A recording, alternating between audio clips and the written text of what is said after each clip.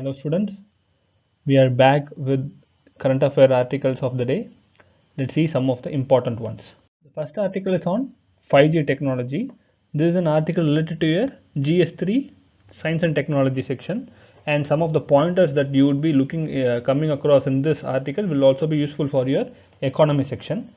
So let's understand what is 5G first. It is nothing but the abbreviation of fifth generation mobile network, and this can provide internet 10 times faster and over the 4G, and also the latency has improved almost 10 times, okay, even more than 10 times. And in addition to this, if any device is connected to this 5G, theoretically they say that its response time is almost 200 times faster than humans. The response time of the device is 200 times faster than humans. And also this has the capacity, implementation of 5G has the capacity to bring in device to device connectivity, as well as would enable more connected device without network congestion. Okay, that is what this 5G is about. And now let's understand why it is actually important. Why do we need 5G? So 5G has a potential to offer services and capabilities that can take the technology to the next level, basically in all sectors, not just only in particular sector, but in many sectors. For example, let it be healthcare, or let it be agriculture, or let it be autonomous cars in the automobile sector. So this 5G has potential. It can basically improve the services and capabilities of many industries. And for example, in healthcare, it can basically take the digital seva to the rural areas, thereby increasing the health facilities in those areas. And also this would pave the way for Internet of Things and connection of devices. Device to device communication would be enabled. Okay, so we now saw why it is important, but we have to see which are the factors actually affects its implementations, which are the factors that actually determine the effective implementation of 5G technology. So for rolling out of 5G, three major things are important. One is the infrastructure readiness. So when we say infrastructure readiness, it is about the telecom players. Okay, so they should be good enough. They should have a good infrastructure to basically implement 5G, and also they should be able to successfully bid and win spectrum. Okay, it's just with infrastructure they cannot do anything, because they need to get the spectrum from the government.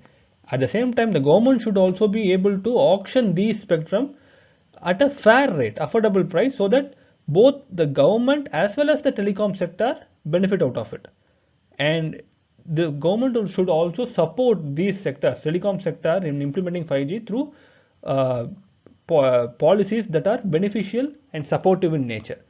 And this poor financial health of telecom sector operators, right now we know that many telecom operators, including we know that Airtel, BSNL, they are trying to find their feet because they have heavy competition in the market, and their financial health is not that great. So rolling out of 5G technology and with this infrastructure, by developing infrastructure for it, is very difficult part.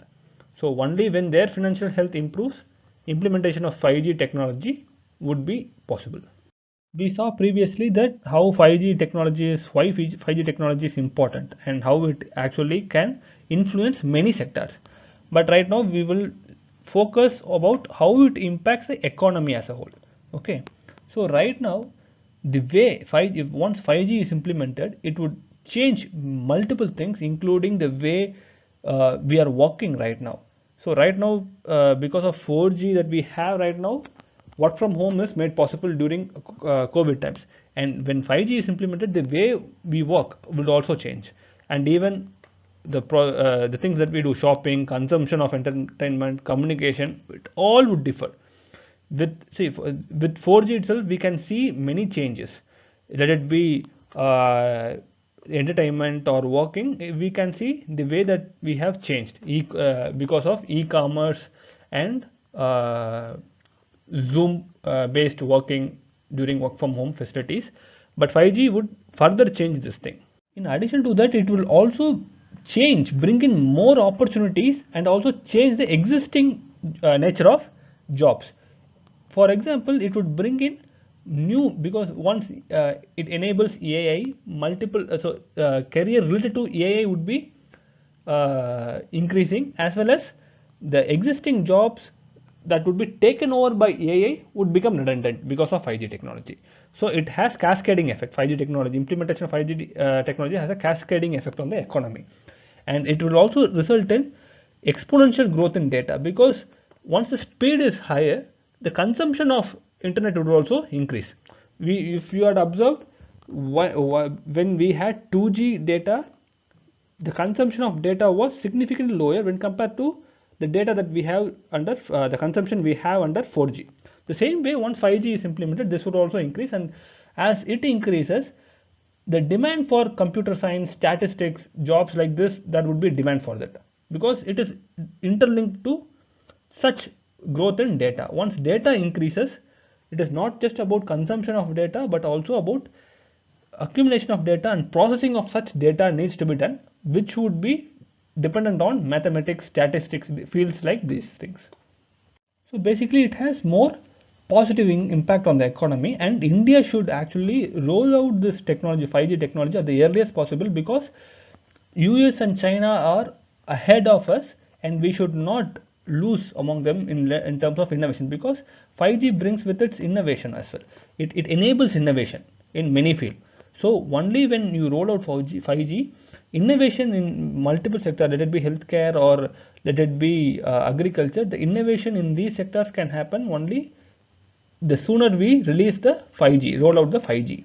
And also we need to upgrade devices to reap the benefits of 5G, because once, as I mentioned before, not only the telecom sectors would have to upgrade that infrastructure, also those sectors that are dependent on telecom would also have to improvise. Let it be our mobile phones, or let it be the laptops, or whatever devices that could get connected to 5G. It needs to be upgraded so that it can we can benefit out of the 5G technology. So this is all about 5G technology, students. We will move on to the next article. Okay.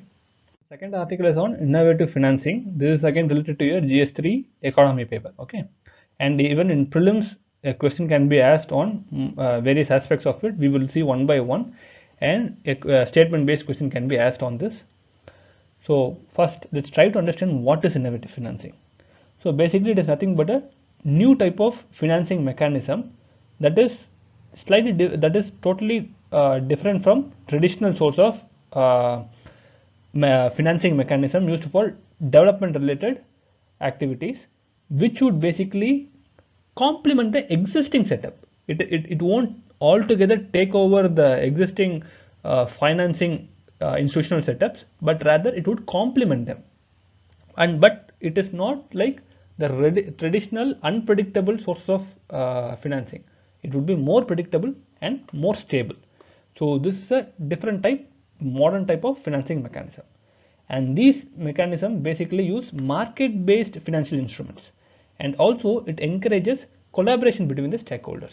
So what happens is, these market based financial instruments would not be directly dependent on the existing banking or non-banking financial institutions. Rather, they try to bring in a market-based financial instrument that would encourage collaboration between the stakeholders. The first one in this is impact investing. So the impact investing, it is an investment approach, as the name suggests. It is driven by the social objectives. Okay, so that is the major, this is the major keyword around it, because it is not something like where you are trying to promote growth in an industry, or you are trying to gain profit out of this. Rather, it is basically the investment is focused on making an impact at social level, and also it has certain standard return model. Okay, so that's what standard investment return model is already put in place, that actually operates around this thing. And they are, so what happens here, they are trying to balance two things. One is the social benefits as well as the economical benefit. So while balancing these two things, what they try to do is, they are not trying to be altogether purely philanthropic, but at the same time not totally profit oriented like financial investments, financial institutions. So they basically encourage positive developments through market-based instruments, and it also involves public-private partnership. Another type of innovative financing that we have is outcome-based financing. Okay, so this is basically what it is focused on energy sector. Okay, energy aspects of it. So it depends on the energy performance. It finances based on the energy performance. Okay, and it will be very useful. Such type of financing technique will be more useful for India because a consumption of energy in India is already high, and innovation comes from investment required being cash flow positive and or budget neutral. So basically it tries to channelize the energy performance. It's trying to correlate the energy performance with the financing activities. What it basically does is it takes money from the service it has provided. Let's say there is a firm that is involved in the energy sector that gives energy electricity to the households, and they receive the monthly utility bills from the revenue that they earn. They basically invest those revenue again in the upgradation of infrastructure for improvement of the existing setup itself, energy infrastructure itself. So what happens if you are able to, as a firm, if you are able to perform better in delivery of energy to the households, or let it be any other energy sector, then you would be able to gain more revenue. As the revenue increases, it is again channelized in upgrading the firm's infrastructure itself. So the money is rotated and it is based on the outcome of the service that you provide.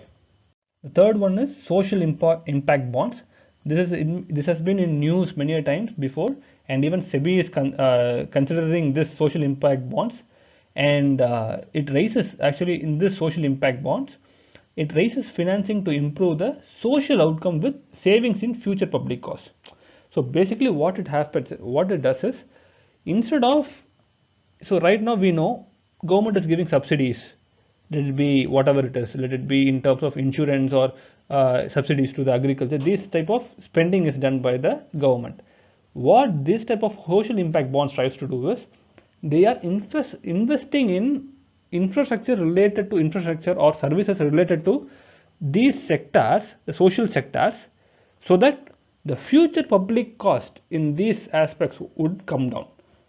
So that is the broader idea around it. For example, let's say if a municipality raises public social money through social impact bonds, what they will do is they can raise money and build toilets in the municipality, and so that hygiene improves in the municipality, and so the public cost on spending on hospital services would come down. So this is the interlink between that, a social outcome that can definitely save the future public cost. So this is the keyword with which the social impact bonds operate. But the problem here is the returns on this. If investment happens, there is high risk of default, because let it be the firms or any corporation, they have a certain target to achieve, and if it's not always possible that society related targets are not that easy to achieve.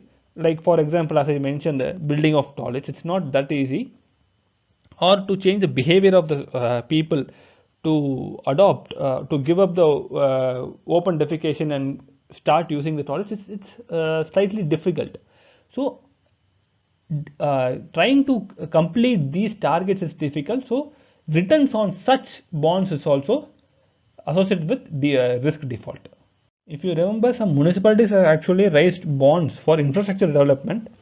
Even in those cases, there have been certain defaults, and the ratings of such bonds have not been that great for infrastructure development itself.